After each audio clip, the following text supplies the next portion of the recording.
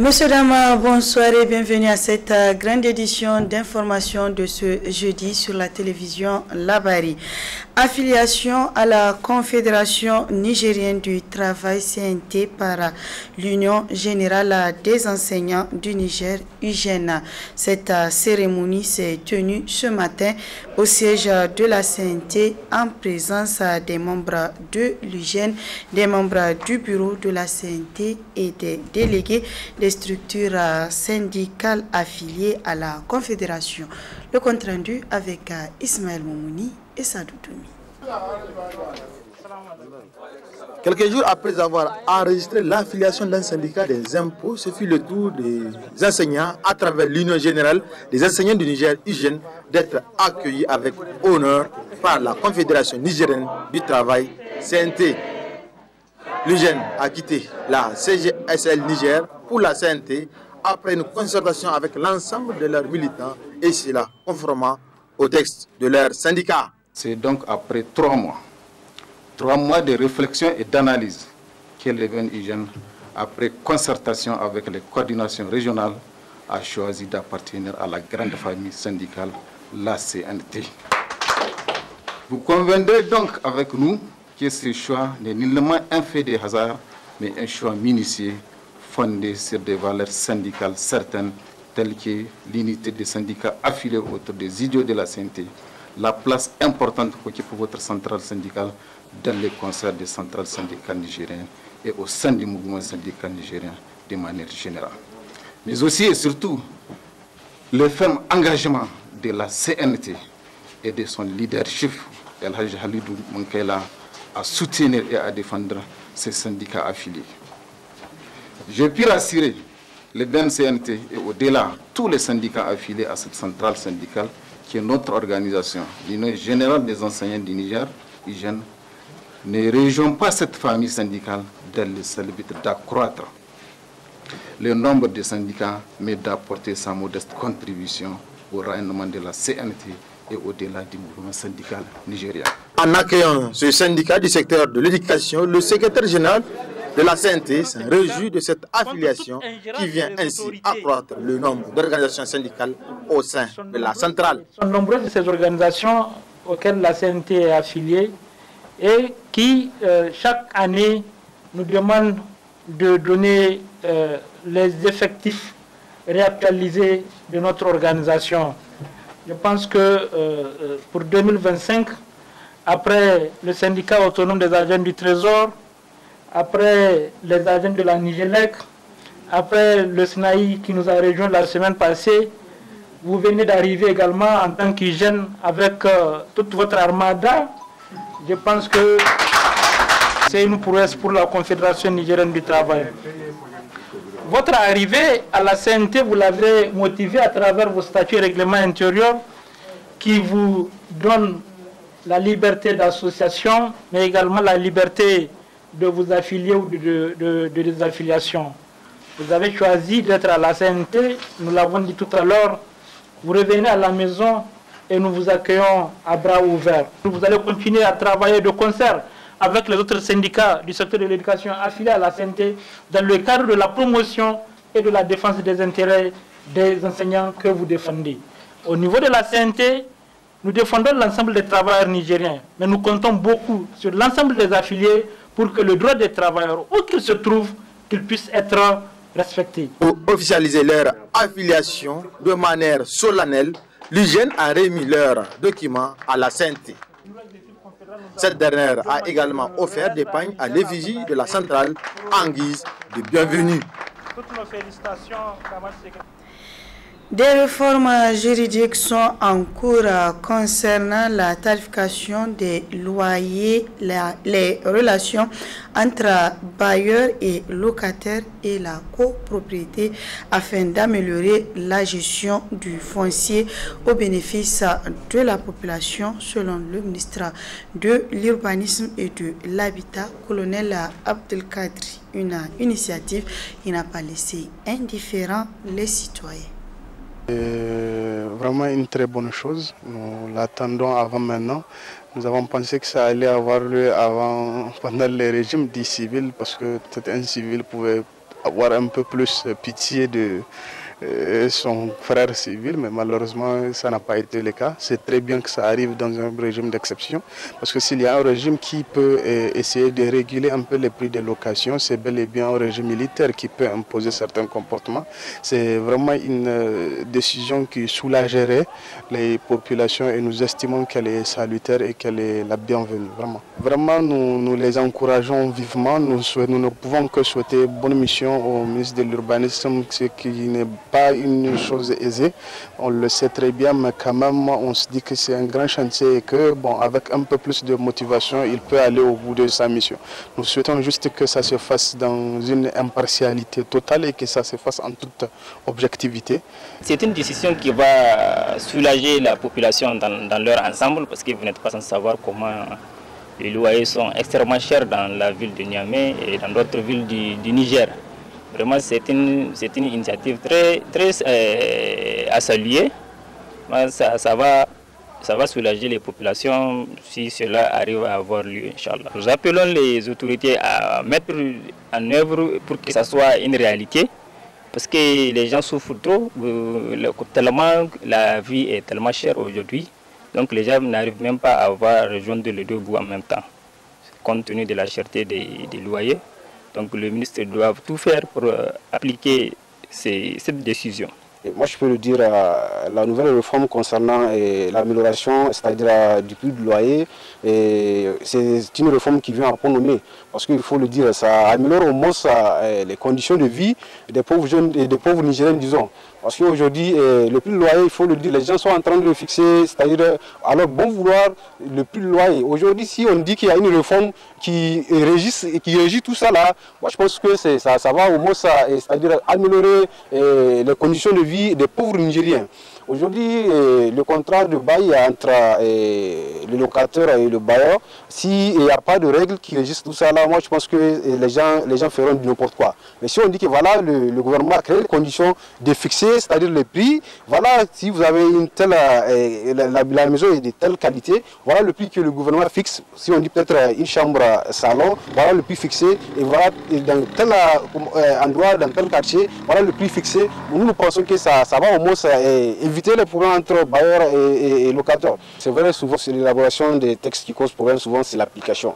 Souvent c'est l'application. Parce qu'aujourd'hui, si on dit, voilà, le gouvernement a créé les conditions, c'est-à-dire d'élaborer des textes pour régir à tel secteur, mais les textes sont là, souvent c'est l'application qui cause problème. Et il n'y a pas de suivi souvent. Parce que vous dites que voilà, il y a une réforme qui est là pour, c'est-à-dire régir le rapport entre bailleurs et locataires. Mais est-ce que vous allez créer les conditions pour qu'ils puissent avoir des suivis pour l'application, c'est-à-dire effective de cette réforme? C'est ça en fait le souci. Parce que nous pensons que c'est une réforme vraiment qui va, c'est-à-dire améliorer, c'est-à-dire les conditions de vie des pauvres Nigériens.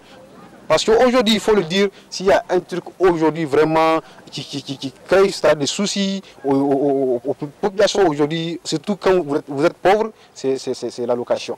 C'est vraiment l'allocation. Donc si vous créez les conditions d'élaborer une réforme qui va dans le sens, c'est-à-dire d'améliorer au moins cette condition de vie des pauvres, nous pensons que ça va vraiment soulager certains pères de famille.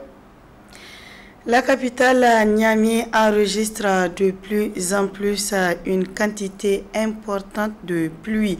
Ces pluies ne sont pas uniquement une aubaine pour les agriculteurs, c'est également une opportunité pour les services de lavage qui voient leur chiffre d'affaires augmenter car ils sont trop sollicités par les automobilistes et autres conducteurs d'engins comme vous allez le voir dans ce reportage. En cette période de pluie à Niamey, il n'est pas rare de constater les véhicules très sales qu'il faille obligatoirement laver. C'est l'occasion parfaite donc pour les responsables des lavages automobiles de la capitale de se frotter les mains, au vu de l'engouement dans les différents lavages. Selon un des employés, ce métier est une activité génératrice de revenus qui leur permet de subvenir à leurs besoins. J'arrive bien à subvenir à mes besoins. Parfois, il n'y a pas assez de travail et des fois, nous sommes même débordés. On lave les motos à 500 francs. et les voitures à 2000 voire 3000 francs. Les gros porteurs aussi viennent, on les lave à 10 000 francs CFA. On gagne bien notre vie comme cela. Pour les clients, cet état de fait est dû à la mauvaise qualité des voies de la capitale, qui manque cruellement d'un système de drainage.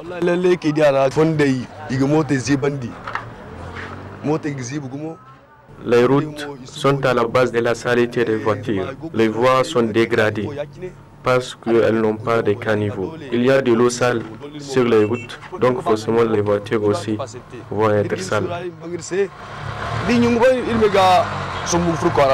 Comme le dit l'adage, il n'y a pas de sot métier. D'où l'invitation présente à l'endroit des autres jeunes à bien vouloir trouver une occupation, quelle qu'elle soit, surtout en cette période des grandes vacances. Une autre activité qui a le vent en poupe, la vente du foin. Pour nourrir leur bétail, les éleveurs s'en procurent auprès des vendeurs les herbes fraîches qui poussent comme des champignons un peu partout en cette saison des pluies. Les vendeurs des foins s'y frottent les mains, comme en témoignent ces revendeurs dans ce reportage. Prend de plus en plus de l'ampleur à Niamey. Surtout en cette saison pluvieuse, cette activité, quoique banalisée par un certain nombre de gens, permet à d'autres citoyens de subvenir à leurs besoins quotidiens.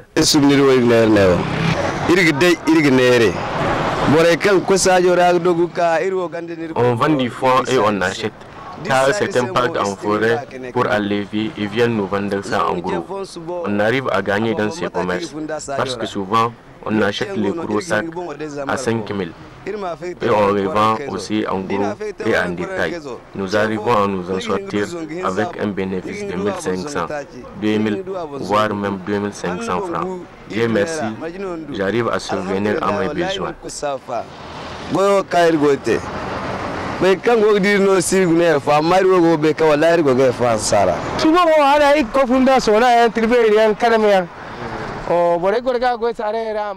Ces foins proviennent du village de Sona, Tilaberi et Karma.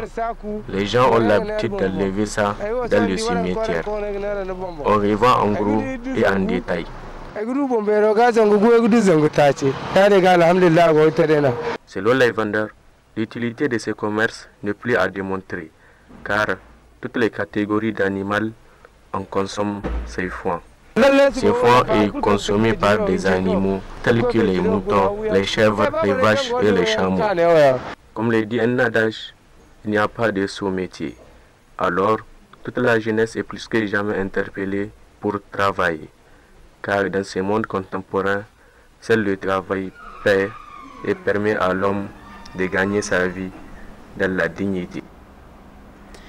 C'est en cette période également qu'on constate la prolifération des moustiques responsables de plusieurs maladies telles que le paludisme. Ainsi, pour se protéger contre les moustiques, les gens utilisent différentes sortes d'insecticides. Ces produits ont-ils des impacts sur la santé humaine? Élément de réponse dans ce reportage signé Hassan Saleh Mustafa. Ils sont de tout genre et ils sont beaucoup utilisés au Niger. Ce sont les intrants et pesticides chimiques qui malheureusement constituent des menaces sérieuses pour la santé et même pour l'environnement. Ce sont des substances qui sont extrêmement dangereuses, non seulement pour l'environnement, mais aussi pour la santé. Parce qu'on l'utilise pour tuer des nuisibles. Ça veut dire que c'est en quelque sorte des poisons.